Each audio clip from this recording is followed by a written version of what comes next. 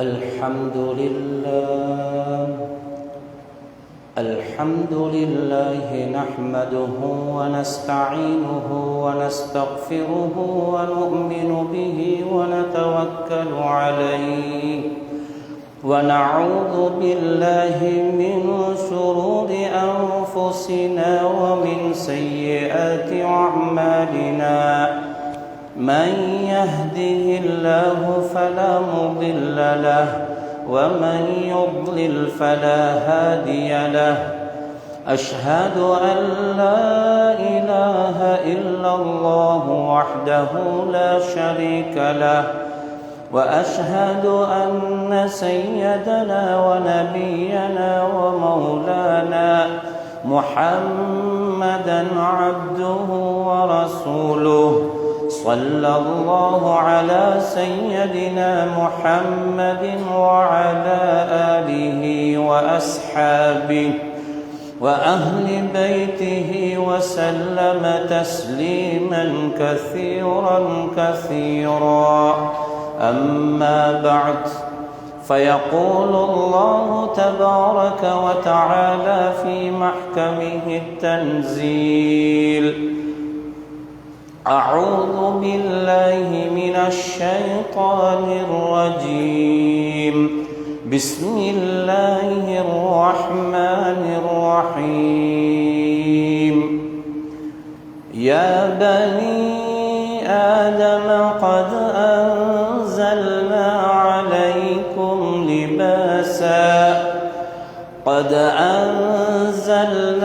إليكم لباسا يواري سوآتكم وريشا ولباس التقوى ذلك خير ذلك من آيات الله لعلهم يذكرون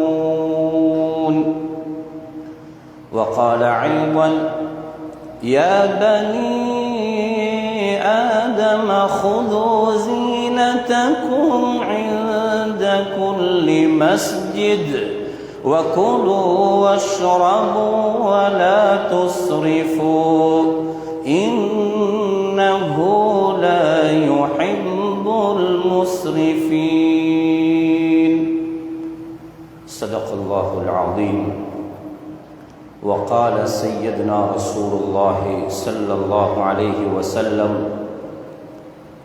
كلوا واشربوا وتصدقوا وألبسوا في غير مخيلة ولا صرف إن الله يحب أن ترى نعمته على عبده رواه الإمام أحمد في مسنده حديث صحيح صدق رسول الله صلى الله عليه وسلم أو كما قال عليه الصلاة والسلام உலகத்தை படைத்து பரிபாலித்துக் கொண்டிருக்கக்கூடிய வல்லவன் அல்லாஹ் ரப்புல் இஸ்ஸத் சுப்ஹானஹு வ தஆலாவை புகழ்கிறேன், அவனுக்கு நன்றியும் செலுத்துகின்றேன்.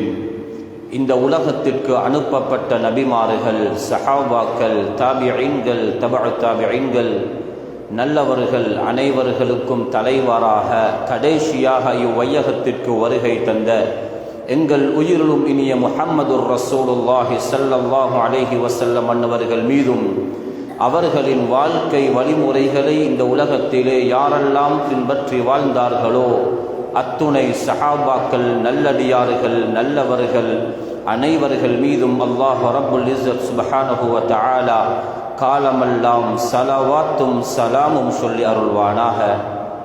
புனிதமிக்க ஜும்ஆவுடைய கடமையை நிறைவேற்றுவதற்காக அல்லாஹுடைய மஸ்ஜிதிலே இஅ்திகாஃபுடைய நீயத்தோடு அமர்ந்திருக்கும் இஸ்லாமிய சகோதரர்களே, அல்லாஹ் ரப்புல் இஸ்ஸத் சுப்ஹானஹு வ தஆலா எவைகளையெல்லாம் நம்முடைய வாழ்க்கையில் எடுத்து நடக்கும்படி ஏவிருக்கிறானோ அவைகளை முழுமையாக எடுத்து நடக்கும்படியும், எவைகளை செய்யக்கூடாது என்று எங்களை தடை செய்து வைத்திருக்கிறானோ அத்துணை விடயங்களில் இருந்து முற்றாக தவிர்ந்து கொள்ளுமாறு அடியேனுக்கும் அடுத்ததாக உங்கள் அனைவருக்கும் தக்வாவை கொண்டு வசியத்தும் நசீஹத்தும் செய்கிறேன்.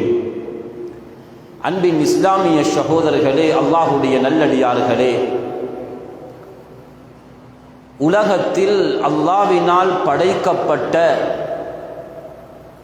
பல கோடி படைப்புகளில் மனித படைப்பை அல்லாஹ் சங்கைப்படுத்தியிருக்கிறான். மனித படைப்பை அல்லாஹ் மேன்மைப்படுத்தியிருக்கிறான். குர்ஆனுடைய ஒரு ஆயத்தில் மனிதனுக்கு அல்லாஹ் செய்திருக்கும் 4 விதமான பாக்கியங்களை ஒரே ஆயத்தில் அல்லாஹ் சொல்லி காட்டுகிறான். வலகத் கர்ரம்னா பனி ஆதம், நாம் ஆதமுடைய மக்களை சங்கைப்படுத்தியிருக்கிறோம். கர்ரம என்ற வார்த்தையை பாவிக்கிறான். அது மரியாதைக்கு பாவிக்கப்படுகின்ற வார்த்தை, ஒரு மனிதனுடைய கௌரவத்திற்கு பாவிக்கப்படுகின்ற வார்த்தை. வலகத் கர்ரம்னா பனி ஆதம், மனிதர்களை சங்கையாக்கி நாங்கள் வைத்திருக்கிறோம். வஹமல்னாஹும் ஃபில் பர்ரி வல் பஹர், கடலிலும் தரையிலும் மனிதர்களை நாங்கள் சுமக்கிறோம். வரஸக்னாஹும் மினத் தையிபாத், மனமானவைகள் நல்லவைகள் ஹலாலை அவனுக்கு சாப்பிட கொடுக்கிறோம். வஃபவ்வல்னாஹும் அலா கஸீரின் மிம்மன் ஹலக்னா தஃதீலா,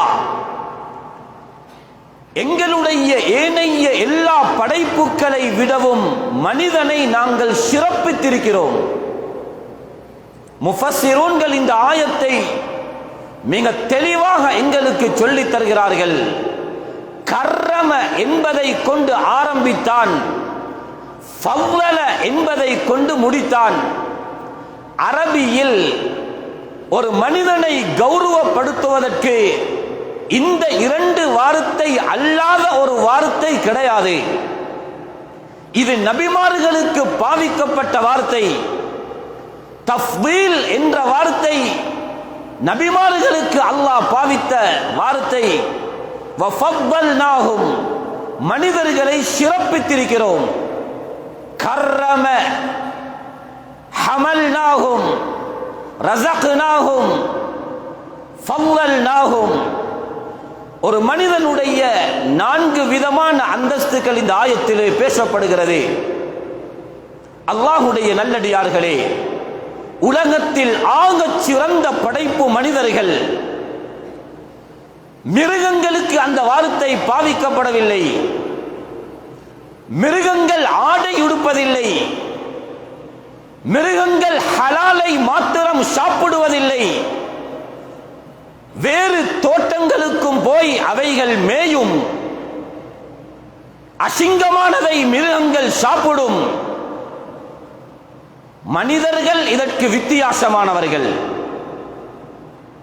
அல்லாஹ்வுடைய நல்லடியார்களே, உலகத்தில் அல்லாஹ்வினால் தரப்பட்டிருக்கும் அனைத்தையும் அனுபவித்துக் கொண்டிருக்கிறோம். உலகில் உள்ள எந்த வஸ்துக்களும் மனிதனுடைய முயற்சியினால் பெற்றுக்கொள்ளப்பட்டவைகள் அல்ல. அது எங்களுடைய முயற்சிகள் காரணங்களாக இருக்குமே தவிர அவைகள் யதார்த்தங்களாக அடிப்படைகளாக இருக்க முடியாது. உலகத்தில் எங்கு பார்த்தாலும் இரும்புகளை பார்க்கலாம். மஸ்ஜிதுக்கு உள்ளால் எவ்வளவு இரும்பு இருக்கிறது. கையில் பிடித்திருப்பதும் இரும்பு. பேசும் இந்த ஒலி நாடாவும் இரும்பு. சுத்தக்கூடிய ஃபயன் அது இரும்பு. கட்டிடங்கள் கட்டப்படுகின்ற கம்பிகள் எல்லாம் இரும்பு கம்பிகள். அல்லாஹ் ரப்புல் இஸ்ஸத் சுப்ஹானஹு வ தஆலா சொல்கிறான், இரும்பை நீங்கள் யாரும் சமைக்கவில்லை, அவைகளை நீங்கள் உருவாக்கவில்லை.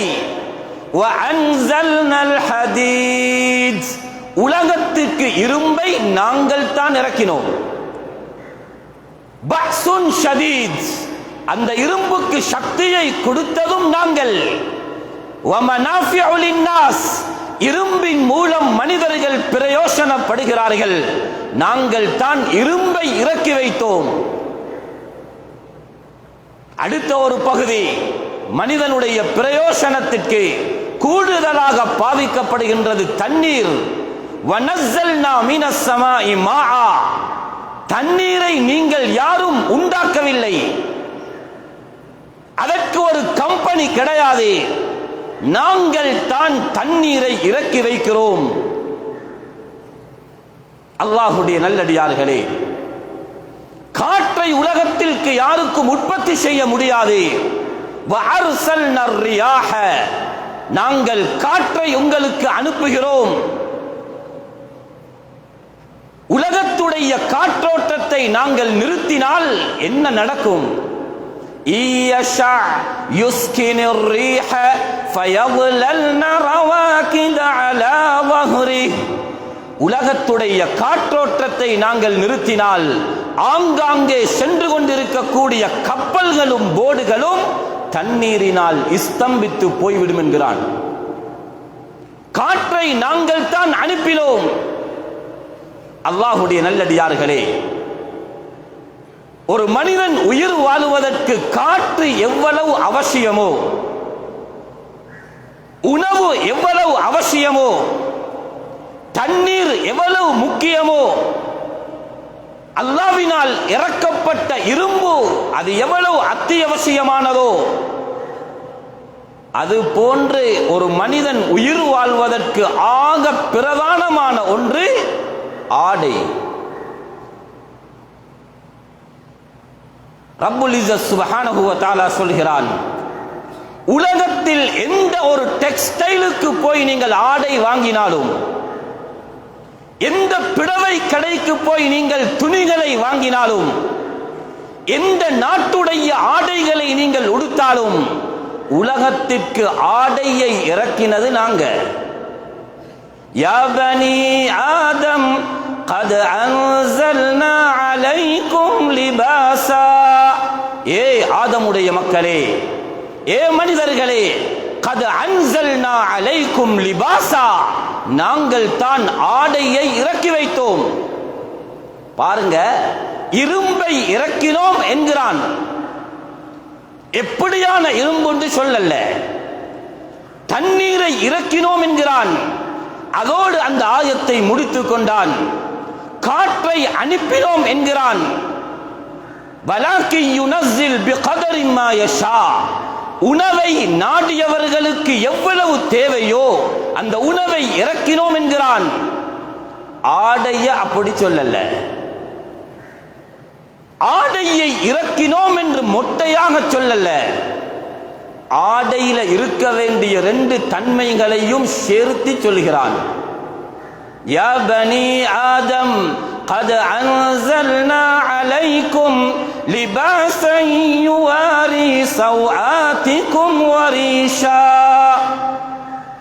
உங்களுடைய ஔரத்தை மறைக்கக்கூடிய ஆடையை இறக்கினோம். கடையில பிஞ்ச கல்சன் வாங்கினாலும் அல்லாஹ் அந்த ட்ரவுசர்களை இறக்கல்ல. ஓட்டை போடப்பட்ட ஆடைகள் வாங்கினாலும் அல்லாஹ் சொல்றான், நான் இறக்கினதுல ஓட்டை இல்ல, அதுல அரை குறை இல்ல. லிபாசன் யுவாரி சௌஆத்திக்கும் வரீஷா, சௌஆத்திக்கும் என்றால் ஐ ஔராத்திக்கும், உங்களுடைய ஔரத்தை மறைக்கக்கூடிய ஆடையை இறக்கினேன். வரீஷா, ரீஷா என்றால் மாயுதஜம்மலு பி, ஆடையில இருக்க வேண்டிய மிக பிரதானமான 2 அம்சம். ஒன்று, ஔரத்தை அது மறைக்க வேண்டும். இரண்டாவது, அது அழகாக இருக்க வேண்டும். ஆடை உடுத்தால் அசிங்கமாக இருக்கக்கூடாது. இந்த விளக்கம் தண்ணீருக்கு சொல்லல, இந்த விளக்கத்தை இரும்புக்கு சொல்லல, இந்த விளக்கத்தை காற்றுக்கு அல்லாஹ் கூறவில்லை, சாப்பாட்டுக்கு அல்லாஹ் கூறவில்லை, ஆடைய மொட்டையாக சொல்லல. லிபாசன் யுவாரி சௌஆத்திக்கும் வரீஷா, அழகான ஆடையாகவும் ஔரத்துக்களை மறைக்கக்கூடிய ஆடைகளாகவும் தான் நாங்கள் இறக்கினோம். அல்லாஹ்வுடைய நல்லடியார்களே, ஆடையை பற்றி இஸ்லாமிய கண்ணோட்டம் என்ன? ஷரியத் ஆடையை எவ்வாறு பார்க்கிறது? அதற்கு ஹத்துகளை ஷரியத் சொல்லிருக்கிறதா? ஆடைகளுடைய வரையறை குர்ஆனிலே, ஹதீஸிலே, மார்க்கத்திலே சொல்லப்பட்டிருக்கிறதா என்றால் நிச்சயமாக சொல்லப்பட்டிருக்கிறது. முதலாவது, ஆடைக்கும் உணவுக்கும் சம்பந்தம் இருக்கிறது. அது என்ன சம்பந்தம் என்றால், ஒரு மனிதனுடைய ஆடை குறைகிறதா, ஆடைகளில் அசிங்கங்கள் தென்படுகிறதா, மறைக்க வேண்டிய பகுதிகள் மறைக்கப்படாமல் இருக்கிறதா, பெண்களுடைய ஆடைகளில் அரை குறை தென்படுகிறதா என்றால் ஷரீஅத் சொல்லுது, அவள் ஹராமான சாப்பாட்டை சாப்பிடுகிறாள். அதற்கு நாங்கள் நாகரீகம் என்ற பெயர் வைத்திருக்கலாம், காலத்தின் கோலம் இவ்வாறுதான் என்று சொல்லிக் கொள்ளலாம். வாலிபர்கள் இப்படி உடுப்பதுதான் சரி என்று அதனை சரி காணலாம். ஷரீஅத் சொல்லுது, ஆடையில் குறைவு ஏற்படுகிறதா, ஆடை உடுத்தும் நிர்வாணம் போன்று தென்படுகிறதா, பெண்களுடைய ஆடைகளில் அரை குறை இருக்கிறதா, இவள் ஹராத்த புழுங்கி இருக்கிறாள். ஆதம் ஹவ்வா அலைஹிமுஸ்ஸலாம் இரண்டு பேரும் சுவர்க்கத்திலே வாழ்ந்தார்கள், வசித்தார்கள். எல்லோருக்கும் சரித்திரம் தெரியும். அந்த இரண்டு பேர்களையும் அல்லாஹ் பார்த்து, வயா ஆதம் உஸ்குன் அன்த வ ஜௌஜுகல் ஜன்னah, ஏ ஆதமே, ஏ ஹவ்வாவே, நீங்கள் ரெண்டு பேரும் சுவர்க்கத்திலே வசியுங்கள், இங்கே இருக்கக்கூடிய எல்லா பழங்களையும் புசியுங்கள், சாப்பிடுங்கள். வலா தக்ரபா ஹாதிஹி ஷஜரா, ஒரு மரத்தை சுற்றி காட்டி, இந்த மரத்துடைய பழத்தை சாப்பிடுவது ஒரு பக்கம் இருக்க, மரத்தை நெருங்கவும் வேண்டாம். வலா தக்ரபா என்றால் தஃப்சீர், அந்த மரத்துடைய பழத்தை சாப்பிட வேண்டாம். அல்லாஹ் தடுத்திருந்தான். ஷைத்தான் வந்து பாவத்தில் ஜீவிக்கலாம், பாவத்தை அலங்கரிச்சு காட்டினான். வந்து சொன்னான், ஆதமே, அல்லாஹ் ஏன் தெரியுமா சாப்பிட வேண்டாம் என்று சொல்லியிருக்கிறான்? நீங்கள் சாப்பிட்டால் ரெண்டு விடயம் நடக்கும். ஒன்று, சுவர்க்கத்தில் நிரந்தரமாக இருப்பீர்கள். இரண்டாவது, நீங்க சாப்பிட்ட அடுத்த கணம் மலக்குகளாக மாறுவீங்க. நீங்கள் சுவர்க்கத்தில் நிரந்தரமாக வசிப்பதும் நீங்கள் மலக்குகளாக மாறுவதும் அல்லாஹ்வுக்கு விருப்பம் இல்லை. وقال ما نهاكما ربكما عن هذه الشجرة إلا أن تكونا ملكين, சாப்பிடு, நீங்கள் ரெண்டு பேரும் மலக்குகளாக மாறுவீங்க.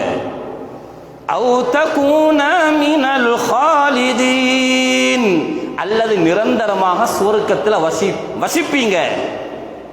அதனால தான் அல்லாஹ் சாப்பிட வேண்டாம் என்று சொன்னான். நீ சாப்பிடு என்று ஆதம் ஹவ்வா அலைஹிமுஸ்ஸலாம் அவர்களுக்கு பாவத்தில் ஜீவிக்கலாம் என்று ஷைத்தான் அலங்கரிச்சு காட்டினான். சாப்பிட்டார்கள். சாப்பிட்ட அடுத்த கணம் அல்லாஹ் இரண்டு பேர்களையும் நிர்வாணமாக்கினான்.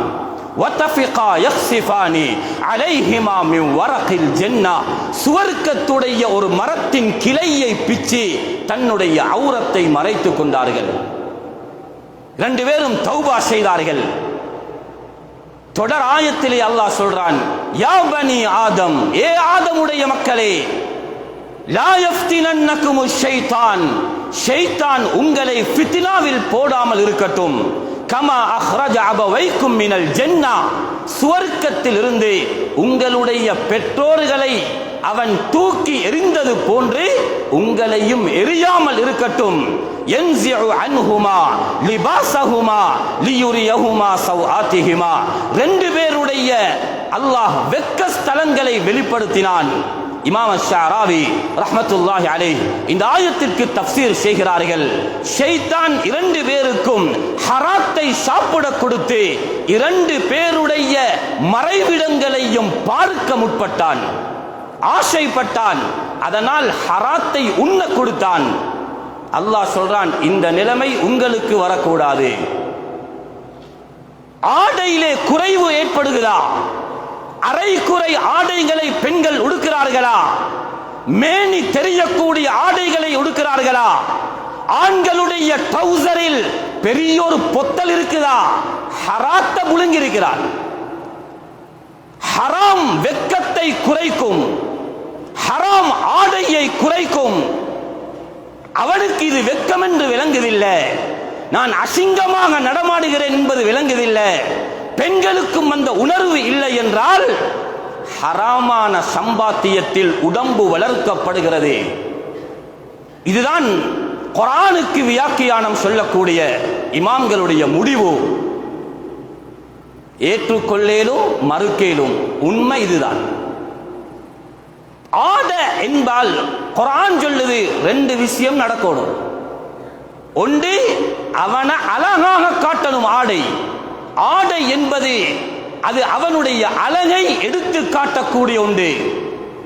ஆள் பாதி ஆடை பாதி என்பார்கள். இரண்டாவது, அவனுடைய ஔரத் அது மறைக்கப்பட வேண்டும், வெளியே தென்படக்கூடாது. உலமாக்கள் ஆடை சம்பந்தப்பட்ட ஆய்வை செய்துவிட்டு தங்களுடைய கிதாபில் மக்கள் விளங்கிக் கொள்வதற்கு பிரதானமான 4 விடயங்களை அவர்கள் கொண்டு வந்திருக்கிறார்கள். இந்த 4 விடயங்களும் இருந்தால்தான் மார்க்கம் சொன்ன ஆடையாக மாறும். குர்ஆன் ஹதீஸ் ஏற்றுக்கொள்ளப்பட்ட ஆடையாக மாறும். ஆண்களுடைய ஆடைகளில் 4 விஷயம் பேணப்பட வேண்டும். நானும் பார்க்கிறேன், நீங்கள் ஒவ்வொருவரும், வீட்டில் இருக்கும் பெண்களும் வாலிபர்களும் வயது வந்தவர்களும், இந்த 4 விடயமும் என்னுடைய ஆடையில் பேணப்படுகிறதா? முதலாவது, ஆண்களுடைய ஆடையில் உலமாக்கள் சொல்லும் நிபந்தனை, மா பைன சுர்ரத்தி வர் ருக்பா.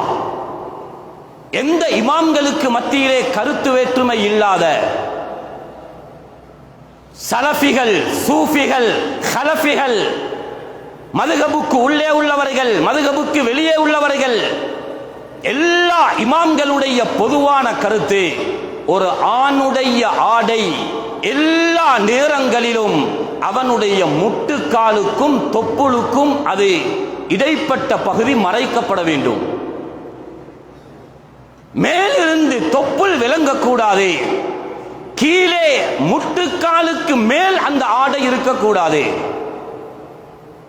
இது தொழுகையிலே அல்ல, எல்லா நேரங்களிலும், விளையாட்டிலும், மைதானத்திலும், பாதையிலும், பாடசாலையிலும், எல்லா நேரங்களிலும் ஒரு முஸ்லிமுடைய ஆடை இந்த 2 பகுதி மறைக்கப்பட வேண்டும்.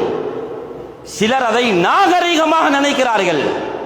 இரவு நேரத்தில் ஆபீஸுக்கு போய் வந்து அல்லது வேலையுட்டு வந்து வாஷ் பண்ணி அவர் ஒரு கட்ட கல்சனை உடுத்துக்கொண்டு ரோட்ல நடமாடினால் அவர் நினைக்கிறார் அது ஒரு பெருமை என்று. சர்வ சாதாரணமாக நடமாடுகிறார். இவர் அந்நிய சகோதரர் ஒருவரா, எங்களுடைய சமூகத்தை சேர்ந்த ஒருவரா என்று அவரை கண்டுகொள்ள முடியாது. ஏன்? கட்ட கலசம் போன்ற ஒரு வளமை இப்ப உருவாகி இருக்குது. நான் இங்கே சொல்லல, இங்கே சொன்னா அது குத்தமா போய்த்திடும், பொதுவாக சொல்றேன். இந்த பயான இங்க மட்டும் செய்யல, இது 5வது இடமாக இந்த பயானை செய்கிறேன். என்றால் அது ஒருவரை சாரும் என்று நினைப்பீர்கள். பொதுவாக எல்லாருக்குமாக இந்த விடயத்தை பொதுவாக சொல்லுகிறேன். அல்லாஹ்வுடைய நல்லடியார்களே, இந்த கலாச்சாரத்தை விடுவோம். வேண்டுமென்றால் 3 கோட்டுகளை போடுங்க. பெரியவர்கள் அந்த உடுப்பை உடுப்பார்கள். வளர்ந்து வரக்கூடிய சின்ன சிறார்கள் 10, 12, 13 வயதை தாண்டியவர்கள் இப்பொழுது அந்த கட்டகல்சன பழகிறார்கள். இது மார்க்கத்தில் அனுமதி இல்லை. இது மறைக்கப்பட வேண்டும். முஸ்லிம்கள் செறிந்து வாழக்கூடிய மிக முக்கியமான ஒரு ஊர்ல அந்த ஊருடைய நிர்வாகமும் பாடசாலை மட்டத்தில் இருக்கக்கூடிய ஒரு ஆசிரியர் முடிவுக்கு வந்தார்கள், எங்களுடைய மைதானத்தில் இரண்டு விடயம் பேணப்பட வேண்டும். ஒன்று, தொழுகையுடைய நேரத்தில் விளையாட்டு நிறுத்தப்பட வேண்டும். இரண்டாவது, பெடர் அடிச்சே போட்டிக்குது கிரவுண்ட்ல. யாரும் முட்டுக்காலை திறந்து கொண்டு விளையாட முடியாது. தாராளமாக 3 கோட் போடலாம், முட்டுக்காலை மறைக்கலாம். இதில் யாரும் தவறாக எண்ணி விடாதீர்கள். எனக்குத்தான் சொல்கிறார்கள் என்று எண்ண வேண்டாம், பொதுவாக சொல்கிறேன். அந்த பழக்கம் எங்களிடத்தில் இருந்தால் ஆக சிறந்த விஷயம். நாங்கள் கொஞ்சம் கொஞ்சமாக விடுவோம், அந்த பழக்கத்தை மாற்றிக்கொள்வோம். அதிலேயும் மிக கவலைக்குரிய விடயம் என்ன தெரியுமா? நிறைய பேர் தொழுகைக்கு வெளியே அந்த முட்டுக்கால் மறைக்கப்பட வேண்டும் என்று சட்டம் இருக்க, தொழுகையில சிலர் ருக்கூஉக்கு போனால் அரை நிர்வாணம், சுஜூதுக்கு போனால் முழு நிர்வாணம். ஏன்? அவர் டி ஷர்ட் போட்டிருக்கிறார், ட்ரவுசர் போட்டிருக்கிறார், அல்லது ஷர்ட் உடுத்திருக்கிறார்.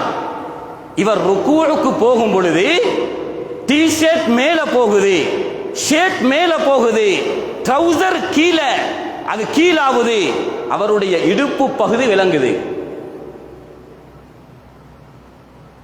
தொப்புளுக்கும் முட்டுக்காலுக்கும் மத்தியில் இருக்கக்கூடிய இடம், அது அவர் தானாக செய்யறதல்ல, காட்டோடு முண்டு காட்டுறதல்ல, அவருக்கு தெரியாமல். ஏன்? ருக்கூஉக்கு போனால் டி ஷர்ட் இழுபடுகிறது, இப்ப இடுப்பு விளங்குது. கஷ்டப்பட்டு கிரவுண்ட்லிருந்து வந்து தொழுகிறார், கடையிலிருந்து வந்து தொழுகிறார், தொழுகையை மிஸ் பண்ண கூடாது என்று யோசிக்கிறார். ஆனால் இவருடைய தொழுகையும் பாத்தில். இவர் ஔரத்தை வெளியே காட்டிவிட்டார். ஔரத் என்று நாங்கள் யோசிக்கிறது அந்த மறைவிடத்தை மாத்திரம். ஒரு முஸ்லிமுடைய ஔரத் தொப்புளுக்கும் முட்டுக்காலுக்கும் மத்தியில் இருக்கக்கூடிய இடம் எல்லா நேரங்களிலும் மறைக்கப்பட வேண்டும். தொழுகையில் நிறைய பேர் வந்து தொழுகிறார்கள், சுஜூதுக்கு போய் டி ஷர்ட்டை பணி இழுக்கிறார். அவருக்கு விளங்குது, இடுப்பு விளங்குது என்று டி ஷர்ட்டை இழுக்கிறார். இதுக்கு ஒரு லேசான வழி இருக்கு சகோதரர்களே. நீங்க ஷர்ட்டை டி ஷர்ட்டை வெளியே உடக்கூடியவராக இருந்தா, வுது செய்து மஸ்ஜிதுக்கு உள்ளால வரும் பொழுது மாத்திரம் டி ஷர்ட்டை ட்ரவுசருக்கு உள்ளுக்கு போடுங்க, ஷர்ட்டை ட்ரவுசருக்கு உள்ளுக்கு போடுங்க. அப்ப ருக்கூஉக்கு போனால் சுஜூதுக்கு போனால் அது இழுபட்டு வராது. தொழுது முடிஞ்சதற்கு பின்னால அதை உங்களுக்கு வெளியே எடுத்து போட்டுக் கொள்ளலாம். இந்த முறையை கடைபிடித்தால் தொழுகையில் அந்த ஔரத் வெளியே தென்படாது. முதலாவது நிபந்தனை மா பைன சுர்ரத்தி வர் ருக்பா, தொப்புளுக்கும் முட்டுக்காலுக்கும் மத்தியில் இருக்கக்கூடிய இடம் மறைக்கப்பட வேண்டும். இரண்டாவது, அணியக்கூடிய ஆடையின் ஊடாக உள் பகுதி விளங்கக்கூடாது. ஷேட் பிரச்சனை அல்ல, மெல்லிய ஷேட் போட்டிருக்கிறார், அது மறைக்க வேண்டிய கட்டாயமான இடமல்ல முதுகு. தொப்புளுக்கும் முட்டுக்காலுக்கும் மத்தியில் இருக்கக்கூடிய இடத்துல அவர் உடுத்திருக்கும் ஆடையின் ஊடாக உள்பக்கம் விளங்கக்கூடாது. சில ட்ரவுசர்கள் வந்திருக்குது, அதுல தொடை பக்கத்தில் 2 ஓட்டை இருக்குது என்றால் அது முட்டுக்காலுக்கு மேலுள்ள பகுதி, அது வெளியே விளங்குது. அந்த ஆடையோடு தொழ முடியாது, அவருக்கு நடமாடவும் முடியாது. ஏன்? அது முட்டுக்காலுக்கு மேலுள்ள பகுதியை வெளியே காட்டுகிறது. இரண்டாவது நிபந்தனை, உடம்பை மறைக்க கூடியதாக அந்த ஆடை இருக்க வேண்டும். நான் சுருக்கமாக சொல்லிக் கொண்டு போறேன். மூன்றாவது, பெண்களுக்கு ஒப்பான ஆடைகளை அணிவது இஸ்லாம் தடை செய்திருக்கிறது. பெண்கள் அணியக்கூடிய ஆடைகள் எதுவும் ஆண்களுக்கு அணிய முடியாது. பெண்களுடைய ஆடைகளை ஆண்கள் அணிவது பெரும்பாலும் அது குறைவு. ஆனால் ஆண்களுடைய ஆடைகளை பெண்கள் அணிகிறார்கள். அதிலே கவனிக்க வேண்டிய ஒரு பகுதி, காதுப்பு போடுறது பெண்கள் தான், ஆண்கள் அல்ல. கையில காப்பு போடுறது ஆண்கள் அல்ல, பெண்கள். இது ஆண்களுக்கு தடை செய்யப்பட்டிருக்கிறது. ஆபரணங்கள் போடலாம். ஸல்லல்லாஹு அலைஹி வஸல்லம் வெள்ளி மோதிரம் அணிந்தார்கள். மாலை போடக்கூடிய பழக்கம், காதுப்பு போடக்கூடிய பழக்கம், இது ஒரு ஆணுக்கு நல்லதல்ல, மார்க்கம் அனுமதிக்காத செயல். இது பெண்களுக்கு குறிப்பான ஆடை. பொதுவாக இந்த ஆபரணங்களும் அதிலே அடங்கும். அல்லாஹ்வுடைய நல்லடியார்களே, இதன் நாகரீகம் வேற, அணிவது ஒன்று, அதை நாகரீகமாக எடுத்துக்கொள்கிறார்கள். வளர்ந்து வரக்கூடிய அந்த 15 வயதிற்கு உட்பட்டவர்கள் கூட கட்ட கலசனோடு திரிகிறார். இது ஒரு முறையான ஒரு ஆடை அல்ல, இஸ்லாமிய ஆடை அல்ல. அல்லாஹ்வுடைய நல்லடியார்களே, பெண்களுக்கு ஒப்பான ஆடை அணிவது ஸல்லல்லாஹு அலைஹி வஸல்லம் பதுவா செய்தார்கள்.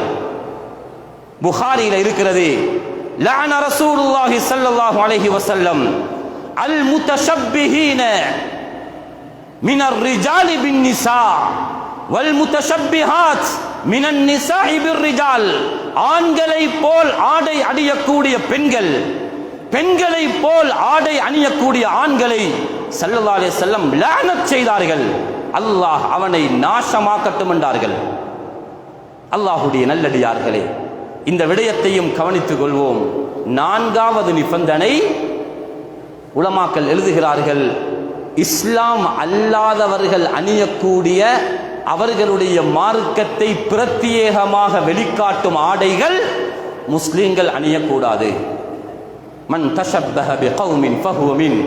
யார் அந்த கூட்டத்திற்கு ஒப்பாகிறார்களோ அவர் அந்த கூட்டத்தை சார்ந்தவர். இத பெற்றிகள்ல பாருங்க, யாரோ ஒரு வாலிபரோ யாரோ ஒருவர் வாரார், கட்ட கலசனை போட்டு முடி அசிங்கமா வெட்டியிருக்கிறார், காதில காதுப்பு இருக்கிறது, இவருக்கு சலாம் சொல்றதா, இவர் ஒரு முஸ்லிமா முஸ்லிம் அல்லையா எப்படி அடையாளம் கண்டு கொள்றது? அவருடைய தோற்றமே வித்தியாசமாக இருக்கிறது. அல்லாஹ்வுடைய நல்லடியார்களே, இந்த 4 நிபந்தனைகள்,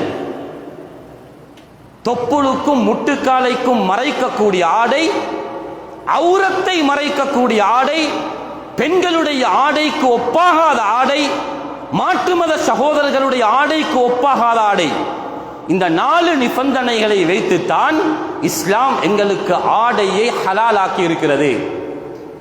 அல்லாஹ்வுடைய நல்லடியார்களே, பெண்களுடைய ஆடை சம்பந்தமாக அது ஒரு நீண்ட விளக்கம். அது இந்த ஹுதுபாவிலே முழுமையாக சொல்ல முடியாது. ஆண்களுடைய ஆடையை விட மிக கடினமான சட்டம் பெண்களுடைய ஆடைக்கு இஸ்லாம் விதித்திருக்கிறது. அதை மீறினால் அதற்கான தண்டனை என்ன? முஹம்மது ஸல்லல்லாஹு அலைஹி வஸல்லம் அவர்கள் மிஅராஜுடைய அந்த பிரயாணத்தின் பொழுது அவர்களுக்கு அளிக்கப்பட்ட தண்டனைகளை கூட பார்த்து கொண்டு வந்தார்கள். ஒரு பெண் எவ்வாறு ஆடை உடுக்க வேண்டும் என்ற ஷரியத்துடைய ஒரு நீண்ட வழிகாட்டல் இருக்கிறது. அதற்கு உட்பட்டு தான் முஸ்லிம் பெண்களுடைய ஆடைகள் அமைய வேண்டும். இஸ்லாம் எங்களுக்கு அழகாக ஆடை உடுக்க சொல்லியிருக்கிறது. ஒரு ஆயத்தை பாருங்க, தொழுகையில் ஆடை உடுங்கள் என்றெல்லாம் சொல்லல. நீங்கள் தொழுகையில் ஆடை உடுங்கள் என்றால் ஒருவருக்கு அதிலே ஒரு மாற்று கருத்து பேசலாம்.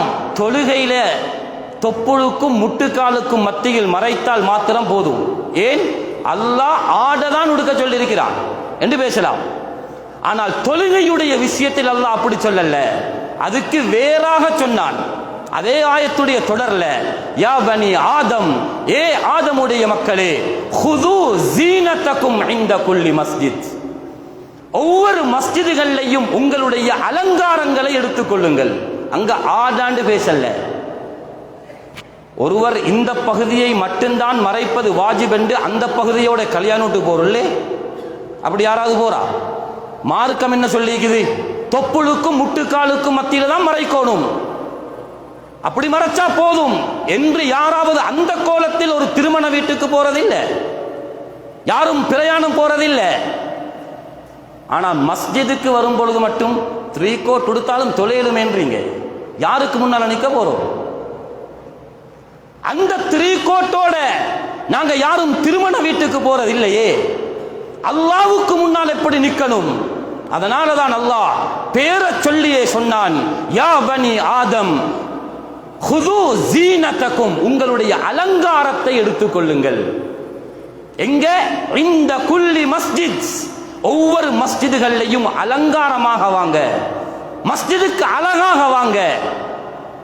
ஆத்திர அவசரம், ஒத்தரி வேலை செய்து கொண்டிருந்தார், கிரவுண்ட்ல விளையாடி கொண்டிருந்தார், தொழுகையுடைய நேரம், அது பரவாயில்லை. ஆனால் அதையே வளமையாக்கி கொள்ளக்கூடாது. இதைத்தான் சொல்ல வாரோம். தொழுகை கூடும், இமாம்களுடைய ஃபத்வாக்கள் இருக்குது. ஒரு ஆளுக்கு ஆடை இல்லை, இது ஹதீஸும் அல்ல குர்ஆனும் அல்ல, இமாம்களுடைய ஃபத்வாக்கள். ஒருவருக்கு ஆடையே இல்லை, அப்படி ஒரு நிலைமை வராது. அப்படி ஒரு ஆளுக்கு வந்துட்டு ஒரு ஆடை கூட அவருக்கு இல்லைன்றால் இவர் தொழணுமா தொழக்கூடாதா என்றால் எல்லா இமாம்களுடைய கருத்து, இவர் கலங்கல் தண்ணீர் இருக்கக்கூடிய இடத்தை தேடி போவார். அந்த கலங்கல் நீரில் தன்னுடைய இடுப்பு வரைக்கும் அவர் இருந்து அங்கே தொழுவார். இன்னும் சில இமாம்களுடைய கருத்து, அவர் நிர்வாணமாக தொழுவார், அந்த தொழுகையை பிறகு மீட்டுவார். ஏன்? தஅதீமல் வக்த், தொழுகையுடைய நேரத்தை சங்கை செய்ய அவர் அப்படியாவது தொழ வேண்டும். பல ஆடைகள் இருந்தும், அசான் காதுக்கு கேட்டும், முஸ்லிம்கள் வாழக்கூடிய ஊரில் வாழ்ந்தும், மஸ்ஜிதுக்கு போவதற்கு உடல் ஆரோக்கியம் இருந்தும் தொழாதவர்களுடைய நிலைமை எவ்வாறு இருக்கும்? அது ஒரு வேற தலைப்பு. ஆத்திர அவசரத்திற்கு தொழுவது பிரச்சனை அல்ல, வளமையாக ஒரு கோலத்தில் வந்து தொழுதுவிட்டு போகக்கூடாது. அல்லாஹ்வுக்கு முன்னால் நிற்கும் பொழுது எவ்வளவு ஹைபத்தாக பயந்து. அல்லாஹ்வுடைய நல்லடியார்களே, குர்ஆன் அதைத்தான் சொல்லுது, மஸ்ஜிதுகளிலே உங்களுடைய அழகை எடுத்துக் கொள்ளுங்கள், ஜீனத்தை எடுத்துக் கொள்ளுங்கள். ஸல்லல்லாஹு அலைஹி வஸல்லம் சொன்னாங்க, குலு, அல்லாஹ் ஹலாலாக்கின எல்லா சாப்பாடையும் சாப்பிடுங்க. வஷ்ரபு, அல்லாஹ் ஹலாலாக்கின எல்லா குடிபானங்களையும் குடிங்க. வதஸத்தகு, சதகாக்களும் கொடுத்துக்கோங்க. வஅல்பசு, நல்ல ஆடையும் அணியுங்க. ஆடையில ரெண்டு விஷயங்களை கவனிங்க. ஃபி கைரி மஹீலா வலா சரஃப், நாங்க உடுக்கக்கூடிய ஆடையில் மிக பிரதானமான ரெண்டு விடயம் இருக்க வேண்டும். ஒன்று, பெருமைக்காக வேண்டி ஆடை உடுக்கிறது இல்லை. இரண்டாவது, வீண் விரயமாக ஆடை உடுக்கிறார். பல ஆயிரக்கணக்கான ரூபாக்கள் செலவழித்து ஆடை வாங்குகிறார். தகுதிக்கு இல்லாத ஒரு ஆடையை உடுக்கிறார். இஸ்ராஃபும் பெருமையும் இல்லாமல் ஆடை அணியுங்க. அல்லாஹ் உங்களை அழகாக பார்க்க விரும்புகிறான். சஹீஹ் முஸ்லிம்ல இருக்குது. ஒரு சஹாபி வந்து சொன்னார், யா ரசூலல்லாஹ், நல்ல ஸ்லீப்பர் போடணும்னு ஆசை, நல்ல ஸ்லீப்பர், அழகான ஆடை உடுக்க ஆசை, இதுவும் பெருமையில் அடங்குமா? ஸல்லல்லாஹு அலைஹி வஸல்லம் சொன்னார்கள், இன்னல்லாஹ ஜமீலுன் யுஹிப்புல் ஜமால், அல்லாஹ் அழகானவன், அழகை விரும்புகிறான். மார்க்கம் தடை செய்யல, அழகான ஆடை உடுக்கலாம், தகுதிக்கு ஏற்ப விலையுள்ள ஆடை உடுக்கலாம், அழகான ஸ்லீப்பர் போடலாம். இஸ்ராஃப் இருக்கக்கூடாது, அது பெருமைக்காக வேண்டி இருக்கக்கூடாது. இதை இஸ்லாம் எங்களுக்கு தடை செய்திருக்கிறது.